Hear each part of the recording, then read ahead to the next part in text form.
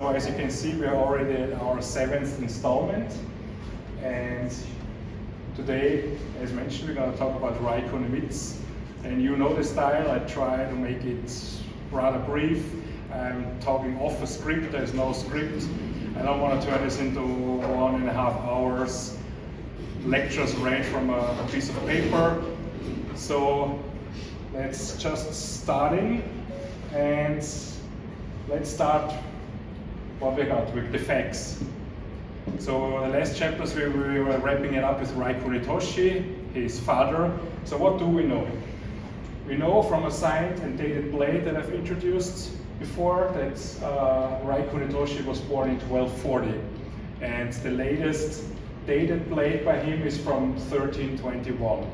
So what do we know about Kunimitsu? We don't know when he was born, we don't know when he died.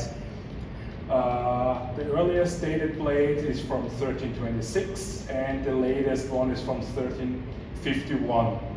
So that's the facts. What can you speculate from this? We can probably assume that Kunimitsu must have died somewhere in between 21 and 26, and when Kunimitsu started to date and sign his blades. Which means, I'm going to talk about this a little later, when we assume that Kunimitsu was born when his father was like 25 years old, that he was already 60 years old when he took over. So he was already probably more than 40 years working to support their big rye forge and like churn out Daisaku works for his father that he signed also Kunimitsu. So he was already in his 60s, early 60s when he took over. He was already an accomplished smith. He could take over with no hiccup and continue the rice coal. And I will already also talk about this later at the end of the talk. There may have been even a second generation in this case. So let's do the numbers game. Kunimitsu, Kunimitsu. Chuyo is about the same number. Tokubetsu Chuyo is Kunimitsu a little higher, but there's a lot has to do with provenance. The Gotsak gets upgraded to Tokuchu. So we just have a few more Kunimitsu blades that have daimyo provenance. Otherwise, the numbers are pretty similar. Government designations, Kokuho, Chuyo Bunkasai, Chuyo Bishutsuhin is also pretty much the same between the two smiths. So that said, let's start with Kunimitsu basic styles, because with him we can narrow it down to 3 basic styles we see with him most of the times.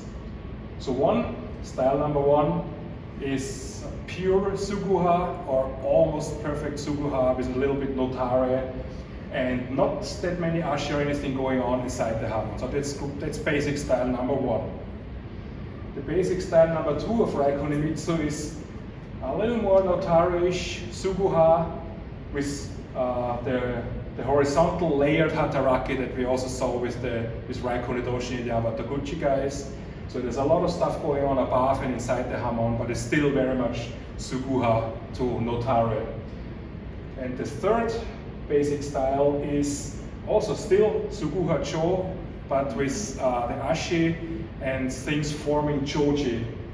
So that's the 3 basic styles of Kunimitsu. And I'm going to show you later a chart which of the 3 we see most. Of those 3, there is even more. We can work out what is most typical of the 3. So when it comes to the Sugata, the shape, it's also pretty easy with Kunimitsu because we see basically 2 shapes. We see the one that's his father, 1315, that's Kunimitsu, just made a little over 10 years later. It's pretty much the same. He still has the end of Kamakura shape, which is Kokisaki or Chukisaki, some taper, a moderate sori, and then the other basic shape we see with Kunimitsu is already going a little bit into Nambokcho.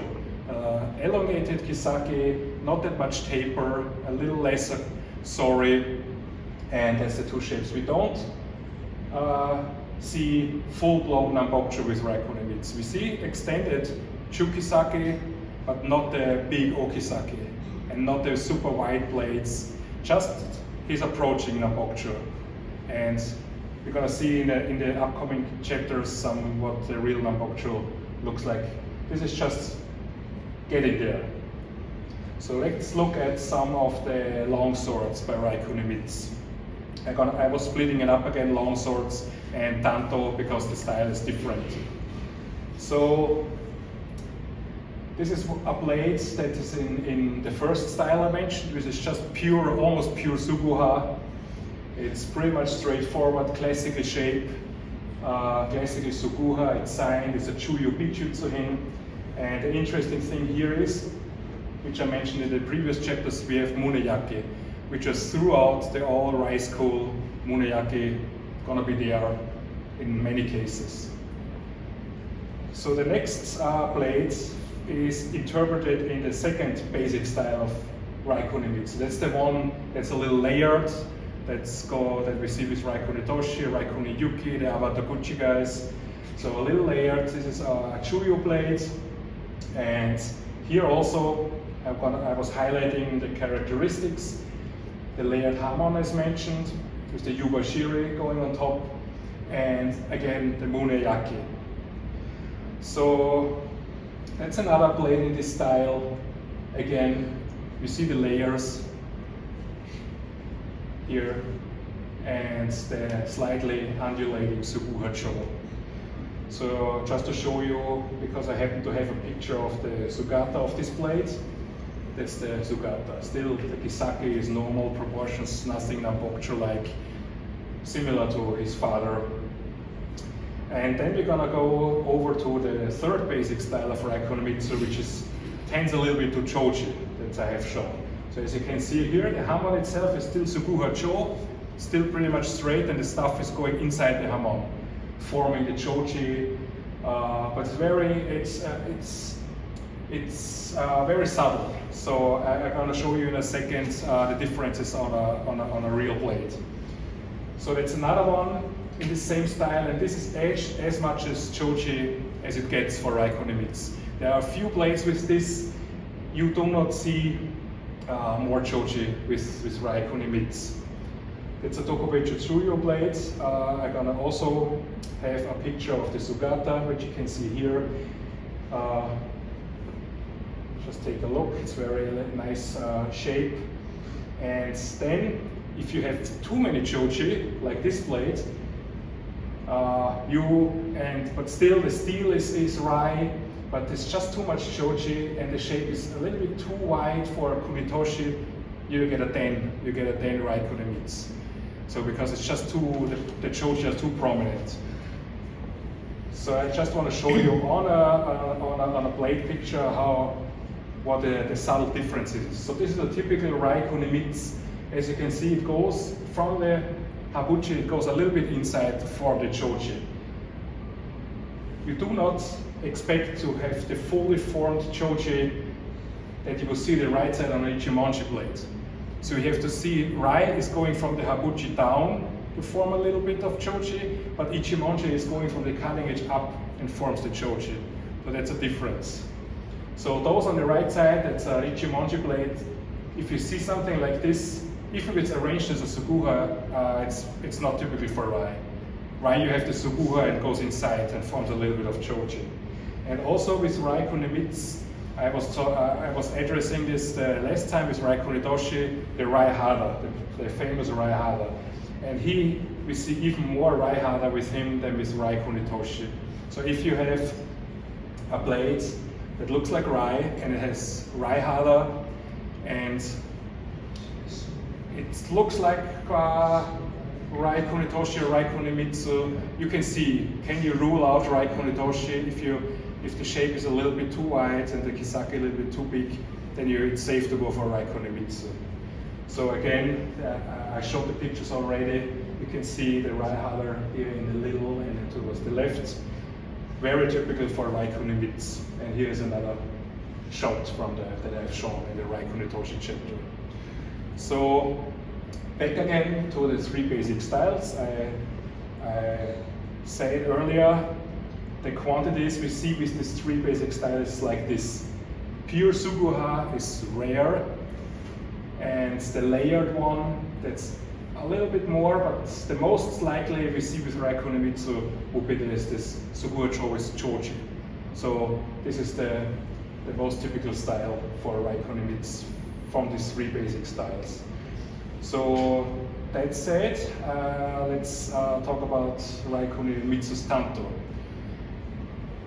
What is important is you cannot define a typical Tanto style for Rai Kunimitsu because he made all the bandwidth. He made small, typical Kamakura, classical shape, to wide Tsunobi that's almost that's already Nambokusho-esque. So there is not one typical Tanto style that you can associate with Rai Kunimitsu.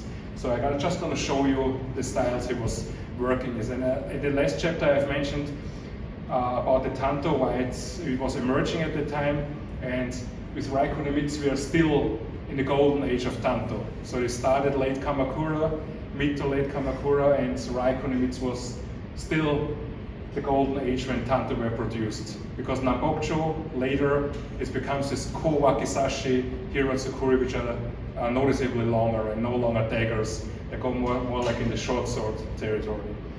So that's one of his styles. We also see with his father, Rai Kunitoshi, it's very classical, typical Kamakura shape. The curved tang, the Suguha. If you remember, look at the Boshi that has this Mount Fuji shape, the mountain shaped Boshi. So that's pretty much continuing the style of his father. But then also we have the wider shaped, but still not, as you can look at the length, it's just scratching one shaku. It's not the Hiratsukuri Ko-wakizashi, which we see in Nambokusho time. But also with Rai Kunimitsu's Tanto, we see a little bit more Midare, which we don't see that much on the long swords. And also Rai Kunitoshi worked in several different shapes with his daggers. So he made Kamuri Otoshi, like Rai Kunitoshi, his father, just because there was such a demand and people wanted different styles of Tanto. So he made Kamuri Otoshi Tanto. Again, you see a little bit more Midare here in the Hamon. And he also made Shubu Sukure Tanto, like all different styles of dagger shapes. And this one here too, it's another white blade, which is much more in Midare. And this is an important characteristic I was circling in. Many of Rai Kunimitsu's Tanto, you see a prominently white Boshi. So if you have some Rai Tanto with Midare that has a white Boshi like this, it's likely a work of Rai Kunimitsu. The Rai Kunitoshi didn't make this, and Rai Kunitsugu also didn't make this, and also Rai Kunitsugu is more near. So if you see some Rai Tanto like this with a big white Boshi, you should go for Rai Kunimitsu right away. Would be a safe bet. And then I was addressing this earlier at the beginning. We might face here a second generation with Rai Kunimitsu. Possibly, we don't know for sure. Because if you compare the facts again, when we assume that he was born when his father was 25 years old, he was in his early 60s when he took over, and several late blades exist that are signed Rai Kunimitsu. But if you look at those dates, he was 82 and 86 years old, which was about the same age as his father was in his very end, in his late phase. So it's still possible that he was old and there was not really a second generation, but there are more hints with Rai Kunimitsu that suggest there was a second generation. This blade, unfortunately I don't have a very good picture. This is Rai Kunimitsu, it's dated 1347, and Sato Kansan says this might be an early work of the second generation, but it's just one of these overlaps because the signature here is very close to the standard Rai Kunimitsu. It's just Sato thinks it's too late, it's probably already the second generation. And this blade is not that it does not have that an excellent deki, it has a few weak points, so he is also going by quality. So the quality is not there, but the signature looks fine and it's dated, so he might have an early work of the second generation, or he was just old, or another student took over and it's just not a top-notch work So we probably will never know. But then we have blades like this, the later ones. There are two we have, they are dated 1351. The signature is different. If you look at the shape of this blade, that's the other one. This has the same year. It has the same wide shape and the short curved tang. The signature is different. We have a lot of midare, so we might actually have entered second generation territory with this very late Kunimitsu blade. And then there's one blade. This blade is a Chuyo. It's Orica Eshime, but it's a smallish signature. And the Kisaki is getting to Nambocho, and when you calculate the original length, it was like an Odachi, 90 centimeters. This is not very typical for end of Kamakura. So, and combined with the smaller signature, the NYTK also says in the Chuyo papers that's probably a second generation. And also here with this Tanto, the NYTK also says, with this one it says in the Chuyo paper actually second generation, but then leaves it open and says, yeah, likely second generation. We just don't know. So with this, I wanted to go over to if you have any questions. I was keeping it short again, so I don't want to turn this into hour-long lectures. And I want to say thank you, and if you have any questions about Kunimitsu, please. Is this where Nakajima Rai begins? Like somebody from Kunimitsu goes to that part of Japan and starts another school? Yeah, this was all after Rai Kunitoshi passed away, when Rai Mitsukane and Nakajima Rai and Rai Kunitsugu supposedly going to Kamakura to learn with Masamune. Yeah, after the early Nambocho with Rai Kunimitsu, end of Kamakura, early Nambocho, this is when the Rai Smiths were looking around and the traditions dissolved a little bit. Where does Rai Kuniyuki fall into the hierarchy? Rai Kuniyuki? Yeah. He was the father of Rai Kunitoshi. He was the de facto founder, because the books say there was a Rai Kuniyoshi, the founder, but there exists no blades, almost no, just Olo Shigata. So Rai Kuniyuki is the founder. He's mid Kamakura, Ikubi Kisaki, more Choji. Markus, how do you explain the quantities of the blades? There's so many his works survived today. I would say this.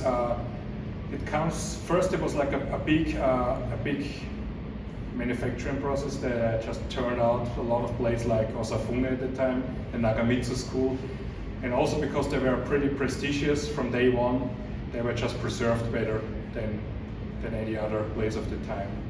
But yeah, you're addressing a good point.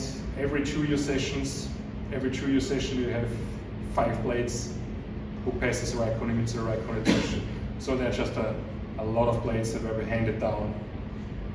So from workmanship, that will all be consistent, right? So the Chuyos that we see in the areas, they recognize it, even if it's a mume, right? They recognize it, that this is indeed the work.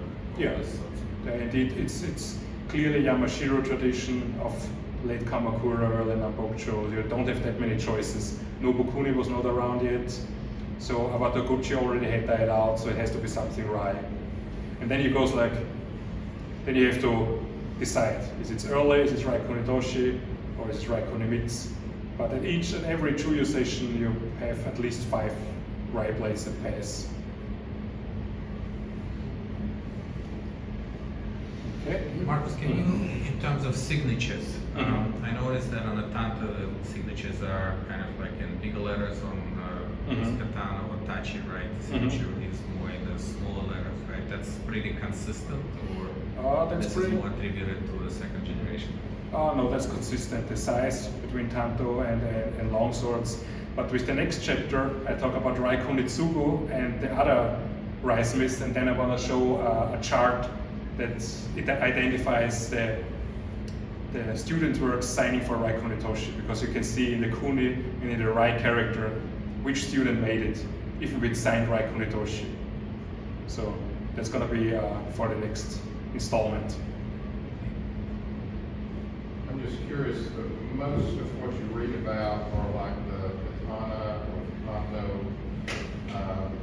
Did they produce other works, for example, in naginata? There are very few naginata. There are a decent amount of kodachi. Naginata are rare, but yeah, kodachi, tachi, and tanto, and of course ken. We see the ritual kens. They were just ordered by people as shrine offerings, so they were produced too.